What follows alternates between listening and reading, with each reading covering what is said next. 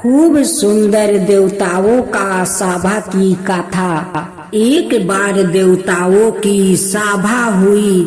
सभा में इंद्र, वरुण, कुबेर, बाहु, अग्नि, सूर्य, चंद्रमा और बृहस्पति आदि सब देवों पधारे। यज्ञ, हवन, पूजा आदि धार्मिक कामों में सबसे पहले किस देवता का पूजन होगा, यही निर्णय करना था। सभा में सब देवताओं ने अपने अपने विचार प्रकट किया। एक ने कहा, सभी धार्मिक कामों में इंद्र देव का पूजन सबसे पहले होना चाहिए। इंद्र देव हमारे प्रमुख देवता है। दूसरे ने कहा, सारी सृष्टि में सबसे तेजस्वी देवता सूर्य है, अतः सबसे पहले सूर्य देव की पूजा होनी चाहिए। तीसरा ने कहा, इस संसार में समस्त जीवों के प्राण पवन देव है, इसलिए सबसे प्रथम पूजन देव वही है। चौथे ने कहा, समस्त देवताओं में सबसे अधिक बुद्धिमान देव गुरु बृहस्पति जी है, इसलिए सबसे पहले इनका पूजा होना चाहिए। इस प्रकार सारे देवताओं ने अपने अपने विचार प्रकट किया। किसी ने सूर्य को प्रमुखता दी, किसी ने इंद्र को, परंतु सब मिलकर कोई एक निर्णय ना कर सके। अंत में सब मिलकर ब्रह्मा जी के पास पहुँचे। ब्रह्मा जी ने सारा हाल जानने के बाद कहा, आप सब अपने अपने स्थान पर बड़े हैं, परंतु आज हमें बड़े छोटे का निर्णय नहीं करना है। बड़े है यह तय है करना कि आप में से सबसे पहले किस देवता का पूजा किया जाए। इसके लिए आप सबको एक काम करना होगा। देवताओं ने उत्सुक होकर पूछा, वो क्या? ब्रह्मा जी बोले, आप सब देवताओं को इस संपूर्ण पृथ्वी मंडल की 7 परिक्रमा करनी होगी। जो इन 7 परिक्रमाओं को पूरा करके सबसे पहले मेरे पास आ जाएगा, उन्हीं की पूजा प्रत्येक शुभ कार्य में पहले की जाएगी। देवताओं ने ब्रह्मा जी की शर्त मान ली। वो सब अपने अपने वाहनों पर बैठकर पृथ्वी का परिक्रमा करने चल दिया। किसी के पास हाथी था तो किसी के पास घोड़ा था, परंतु गणेश जी का वाहन चूहा था। चूहे पर बैठकर चल पड़े। मंद होती है गणेश जी का शरीर भी भारी था।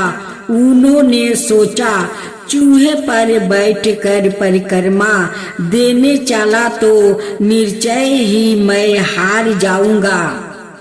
अब कोई ऐसी युक्ति सोचनी चाहिए जिसके द्वारा मैं परिक्रमा में विजय हो। गणेश जी की बुद्धि तीव्र थी। कुछ देर सोचने के बाद उन्होंने दिमाग में एक तरकीब आई। उन्होंने तुरंत भूमि पर राम नाम लिखा और उसकी 7 परिक्रमा करके वो ब्रह्मा जी के पास जा पहुँचे। ब्रह्मा जी गणेश जी के बुद्धिमानी देखकर बड़े चकित हुए।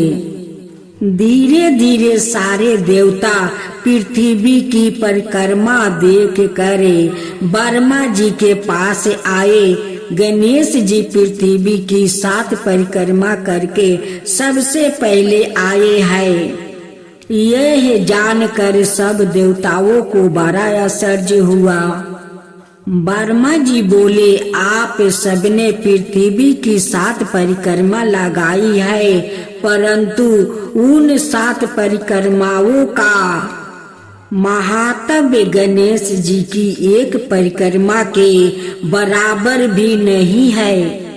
उन्होंने भगवान के पवन नाम की 7 परिक्रमा लगाई है। भगवान के ईश रघु नाम में अनेक पृथ्वी में लोग बसे हुए हैं। गणेश जी ने आप सबको अपनी बुद्धिमानी से परास्त कर दिया है। अर्थ आज से प्रत्येक शुभ कार्य में पहले गणेश जी का पूजा हुआ करेगा। सब देवताओं का गणेश जी की बुद्धिमानी की सराहना करने लगे। उस दिन से आज तक हमारे देश में प्रत्येक शुभ काम में गणेश जी का पूजा पहले होता है। बुद्धिमान संसार में सादा नाम पाते हैं। अब विस्पति भगवान की खूब सुंदर कथा सुने। उस समय की कथा है जब देवताओं और असुरों में युद्ध चल रहा था। असुरों बड़े बलवान थे, वो हर बार देवताओं को हरा देते थे। कई बार देवताओं ने कोशिश की पर वो असुरों को नहीं हरा सके।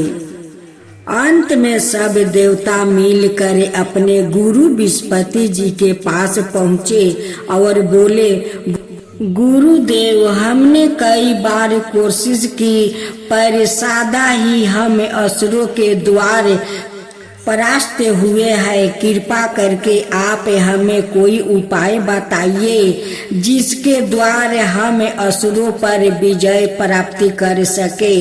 गुरु विस्पति जी बोले, आप सब परम ज्ञानी है, दूरदर्शी श्री दात्री जी के पास जाए, वो आपको कोई उपाय बता देंगे।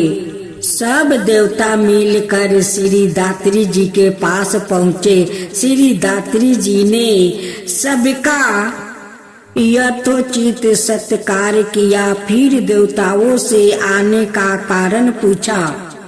देवताओं ने अपनी सारी व्यथा उनसे कह दी। देवताओं की बात सुनकर श्री दात्री जी बोले, बार बार असफल होने पर भी आपको निराश नहीं होना चाहिए। प्रयत्न करते रहिए, असफलता अवश्य आपको मिलेगी। जाइए एक बार फिर सब मिलकर उससे युद्ध कीजिए। ऐसा कहकर वो चुप हो गया।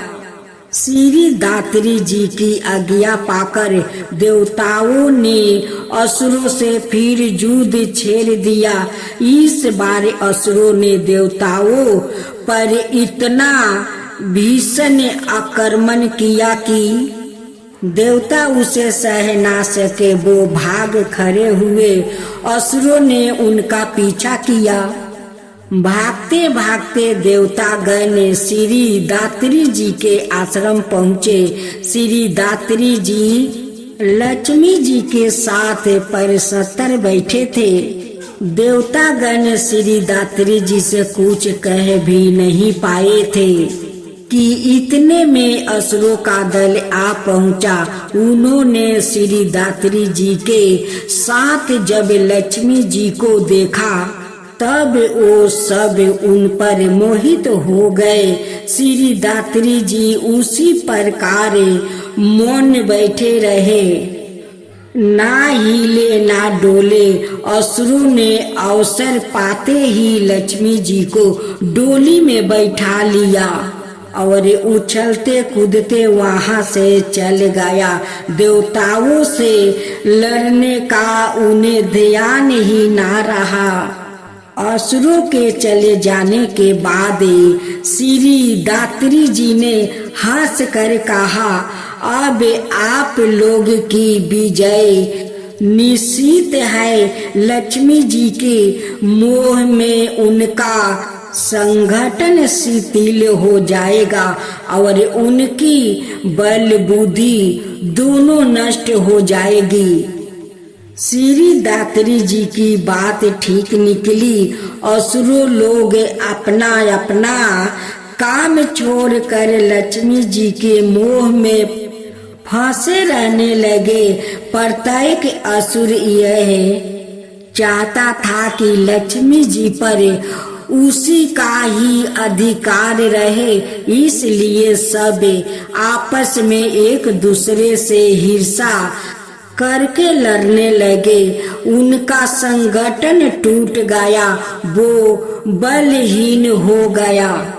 श्री दात्री जी ने अवसर देखकर देवताओं से कहा, अब आप सब मिलकर असुरों पर आक्रमण करो, विजय अवश्य मिलेगी। देवताओं ने ऐसा ही किया।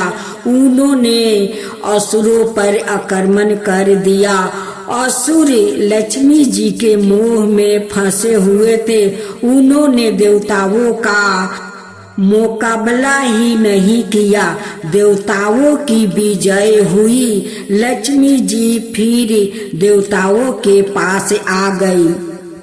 श्री दात्री जी ने समस्त देवतागण से कहा, जो मनुष्य संसार के धन वैभव और भोग विलास में फंस जाता है, उसकी बुद्धि भ्रष्ट हो जाती है। जिसकी बुद्धि भ्रष्ट हो जाती है उसका पतन शीघ्र कट हो जाता है। इसलिए हे देवतागणों, आप मेरी इस बात को सदा याद रखो। देवताओं ने श्री दात्री जी को प्रणाम किया और परसतर होकर अपने अपने धाम चले गए। और एक राजा हरिश्चंद्र जी के कथा। सूर्य वंश में अनेक प्रतापी राजा हुए हैं। महाराजा हरिश्चंद्र भी इसी वंश के एक प्रतापी राजा थे। वो बड़े धर्मात्मा, गुणी और सत्यवादी थे। अपने बच्चन पर सदा अटल रहते थे। एक बार उनके सत्या की परीक्षा लेने के लिए इंद्र ने महर्षि विश्वामित्र को भेजा। महाराज हरिश्चंद्र ने महर्षि का बहुत सत्कार किया और हाथ जोड़कर पूछा, महर्षि आज्ञा दीजिए, क्या सेवा करूं? महर्षि विश्वामित्र बोले, राजन, हम तुम्हारा संपूर्ण राज चाहते हैं, बोलो क्या इच्छा है? महाराज हरिश्चंद्र सत्यवादी थे। बोले, महर्षि, जो आज्ञा, आज से यह राज आपका हो गया, अपना राज संभालिए। यह कहकर महाराज हरिश्चंद्र ने अपना राज महर्षि को देने का वचन दिया। महर्षि विश्वामित्र बोले, राजन, तप दान बिना दक्षिणा के सफल नहीं होते हैं। तुमने मुझे अपना राज अवश्य दिया है, परंतु दक्षिणा नहीं दिया है। दक्षिणा में 1000 सोने की मुद्राएं और 2। महाराज हरिश्चंद्र बोले, महर्षि, 1000 सोने की मुद्राएं इस समय मेरे पास नहीं है। मुझे कुछ दिन की छूट दीजिए, मैं आपकी सेवा में मुद्राएं और दे दूंगा। महर्षि विश्वामित्र बोले, अच्छा, मैं तुम्हें 1 महीने की छूट देता हूँ। इस बीच में तुम मुझे 1000 स्वर्ण मुद्राएं दे देना। महाराज हरिश्चंद्र महर्षि को वचन देकर महारानी शोभाए और पुत्र रोहित सबर को लेकर काशी चले गए। काशी में आकर उन्होंने महारानी शोभा को एक ब्राह्मण के हाथ बेच दिया। बालक रोहित सबर बहुत छोटा था, अतः वो भी अपनी माँ के साथ ब्राह्मण के यहाँ रह गया। महाराज हरिश्चंद्र सवाए अपने को एक चंडाल के हाथों बेच दिया। इस प्रकार उन्होंने अपनी पत्नी और सवाई को बेचकर 1000 सोने की मुद्राएं इकट्ठी करके महर्षि विश्वामित्र को दक्षिणा में दी। महारानी शोभा ब्राह्मण का घर में दासी का काम करने लगी। महाराजा चंडाल के सेवक होकर शमशान घाट पर वो लेकर मुर्दे जलाने का काम करने लगा। एक दिन बालक रोहित सब पूजा के लिए फूल चुन रहा था कि उसे एक जहरीली सांप ने काट लिया।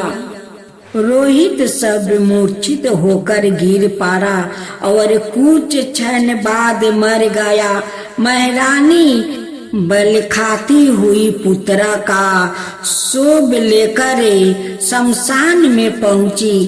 रात का समय था। उस घोर अंधकार में उन्होंने धीरज देने वाला कोई नहीं था। वो पुत्र को जलाने जा ही रही थी कि शमशान के रखवाले हरिश्चंद्र आ गया और शमशान का घर मांगने लगे।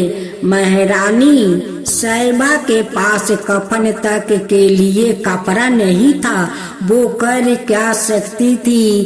रात की अंधकारी में महाराजा हरिश्चंद्र पत्नी को ना पहचान सके, परंतु महारानी महाराजा को पहचान गई। बोली, नाथ, यह है आपका बालक रोहित सब ही है। इसका कर्ज मैं कहाँ से दूं। रोहित सब का नाम सुनते ही महाराज सिहर उठे, किंतु वो अपने कर्तव्य पर अटल रहे। बोले, महारानी, मैं चंडाल का सेवक हूँ। मेरा धर्म चंडाल की आज्ञा मानना है। मैं बिना कर लिए कुमार को नहीं जलाने दे सकता हूँ। रानी फूट फूट कर रोने लगी। बोली, नाथ, मेरे पास यही एक वस्तु है जिसे मैं पहने हुए हूँ। आप इसी में से एक टुकड़ा ले लीजिए। ऐसा कहकर रानी वस्तु फाड़ने लगी। इतने में आकाश से फूलों की वर्षा होने लगी। भगवान धर्मराज और महर्षि विश्वामित्र तीनों वहाँ प्रकट हो गए। महर्षि ने कहा, राजन, आप धन है, आप सत्य के लिए धन है। राजकुमार रोहित सब मारा नहीं है, वो योग्य माया से मूर्छित हो गया है। विश्वामित्र ने मंत्र पढ़ कर रोहित सब पर जल छिड़का। कुमार रोहित सब मूर्छित से जाग गया। महाराज हरिश्चंद्र ने भगवान की स्तुति की। महर्षि प्रसन्न होकर महाराज हरिश्चंद्र को अयोध्या का राज्य लौटा दिया। महाराज हरिश्चंद्र फिर अयोध्या का राज्य करने लगे। सत्य में बड़ा बल है। जो सत्य पर डटे रहते हैं वो सदा सुखी रहते हैं। और एक खूब सुंदर कथा। प्राचीन काल में हमारे देश में एक महान परोपकारी राजा था। उनका नाम रंती देव था। वो चंदर नगर में राज करते थे। दूसरों की भलाई के लिए वो सदा तत्पर रहा करते थे। उनके राज में प्रजा को किसी प्रकार की तकलीफ नहीं थी, सब प्रकार का आनंद था। एक बार उनके राज में घोर अकाल पड़ा, खेती सब नष्ट हो गई, जलसाए सूख गया, चारों ओर विपत्ति के बादल मंडराने लगे। भूख प्यास से व्याकुल होकर अनेक व्याकुल मरने लगे। राजा रंती देव अपनी प्रजा की यह हालत देखकर अत्यंत दुखी हुए। वो प्रजा के दुख दूर करने का उपाय खोजने लगे। उन्होंने राजकोष के अंतरगारों को खुलवा दिया, परंतु फिर भी प्रजा का कष्ट नहीं मिटा। धीरे धीरे उनके राज्य में यह स्थिति उत्पन्न हो गई कि राजा रांति देव के पास प्रजा की सहायता का कोई उपाय ही नहीं रह गया। उन्होंने अपनी रानी और अपनी संतान के साथ राजभवन छोड़ दिया और वो वन में तपस्या करने चल दिया। वन में जाकर उन्होंने घोर तपस्या की, सारा शरीर सूख कर कंगाल बन गया, आँखों की ज्योति बंद पड़ गई, इंद्रियां शिथिल पड़ गई, फिर भी वो अपनी तपस्या में लीन रहे। अंत में भगवान प्रसन्न हुए। वो राजा रंती देव के उग्र तप से प्रकट हुए और बोले, मांगो राजन, क्या चाहते हो? राजा रंती देव ने भगवान को सम्मुख देखकर स्तुति की, फिर हाथ जोड़कर कहा, प्रभु केवल ही वर दो कि मेरी प्रजा सुखी रहे, उसे किसी प्रकार का कष्ट ना हो। भगवान ने कहा था, तथास्तु राजन, ऐसा ही होगा। तुमने हित के लिए उत्तम वर मांगा है, जाओ, तुम्हारी तपस्या सफल हुई। भगवान का ऐसा वर पाकर राजा रंती देव अत्यंत हर्षित हुए। उन्होंने भगवान की वंदना की। भगवान वर देकर अंतर्ध्यान हो गए। रानी ने अपने पति को कई मास के बाद भोजन बनाकर भेजा। राजा रंती देव ने जैसे ही खाने को हाथ बढ़ाया कि एक बूढ़ा व्याकुल अपने कई कुत्तों के साथ उनके सामने आकर खड़ा हुआ। बोला, राजन, मेरे यह कुत्ता और मैं कई दिनों से भूखे हैं, लाओ कुछ भोजन दे दो, बड़ा पुण्य होगा। राजा रंती देव ने प्रसन्न होकर अपना भोजन उस बूढ़े अतिथि को दे दिया। भोजन के देते ही देवताओं ने पुष्पा की वर्षा की। वहाँ बूढ़ा अतिथि अंतर्ध्यान हो गया और राजा रंती देव के सामने भगवान आ गए। बोले, राजन, यहाँ मैं तुम्हारी परीक्षा ली थी।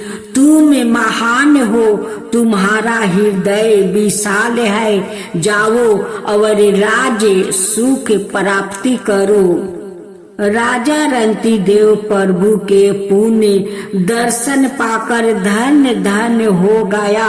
राजा रंती देव की कठिन तपस्या का फल यह हुआ कि उनकी प्रजा सुखी हो गई। राज्य में चारों ओर आनंद छा गया।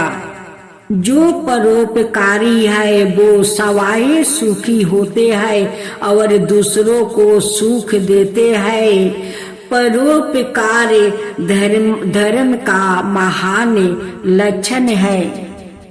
एक राजा और दो रानी का खूब सुंदर कथा है। बहुत पुरानी बात है। हमारे देश में उत्तरा नाम का एक प्रतापी राजा राज करते थे। वो बहुत योग्य और विद्वान थे। उनके दो रानियां थी, सुनीति और सुरुचि। दोनों रानी के एक एक पुत्रा था। सुनीति के पुत्रा का नाम दिलीप और सुरुचि के पुत्रा का नाम उत्तम था। महाराजा रानी सुरुचि का अधिक आदर करते थे। एक दिन की बात है, महाराज रानी सुरुचि के महल में बैठे थे। उनकी गोद में उत्तम था। रानी सुरुचि के उनके पास बैठी थी। इतने में बालक दुरूप खेलते खेलते वहां आ गया और उसने अपने भाई उत्तम को महाराज की गोद में बैठा देखा तो उसका भी इच्छा हुआ कि मैं भी महाराज की गोद में बैठूंगा। दुरूप महाराज की गोद में बैठने लगा तो रानी को यह अच्छा नहीं लगा।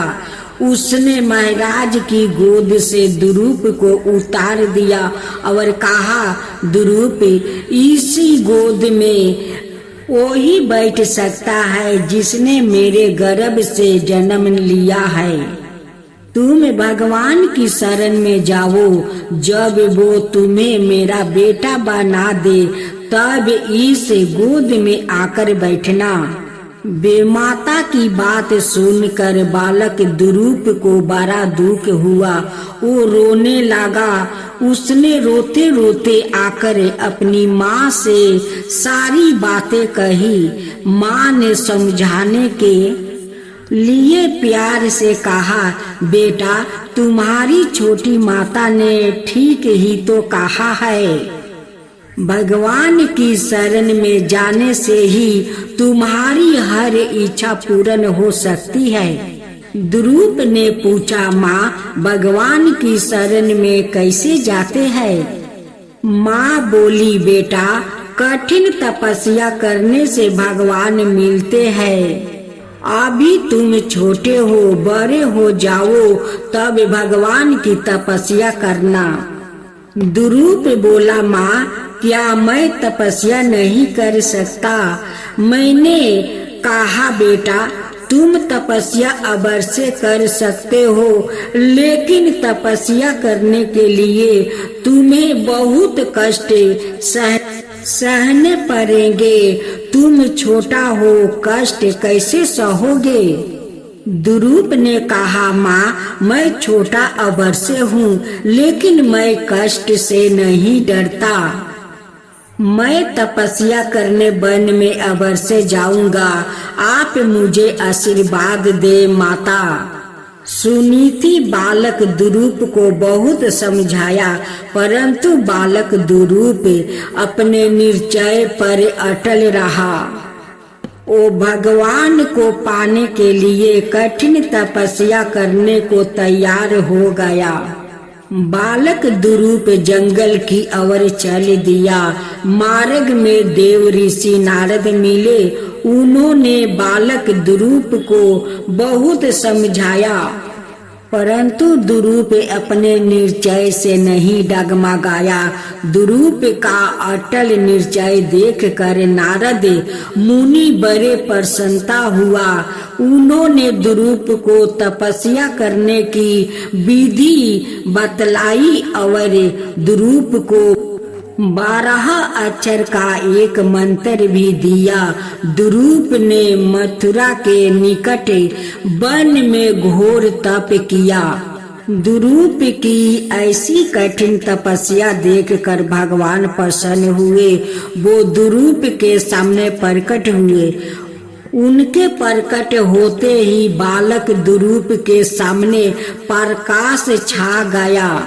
बालक दुरूप भगवान के चरणों में गिर पड़ा।